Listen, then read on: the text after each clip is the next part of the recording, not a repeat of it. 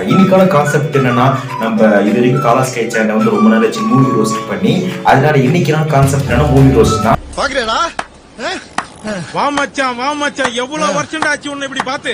Movie ரோஸ்ட்னாவே Balaiah தானே அப்படின்னு நம்ம சப்ஸ்கிரைபர் நினைப்பாங்க. புதுசா வந்தவங்க தெரியாது. ஏன்னா நம்ம பாலையா அவர்கள் தான் நம்மளுக்கு தெய்வம் மாதிரி. மூவி ரோஸ்டுக்கான நிறைய கண்டென்ட் கொடுக்குறது அவர் தான். ஆனா இன்னைக்கு நம்ம பாலையா அவர்களை மூவி ரோஸ்ட் பண்ண போறதில்ல. இன்னைக்கு நம்ம யார மூவி ரோஸ்ட் பண்ண போறோம்னா, நம்ம சூப்பர் ஸ்டார் தான் மூவி ரோஸ்ட் பண்ண போறோம். No virus.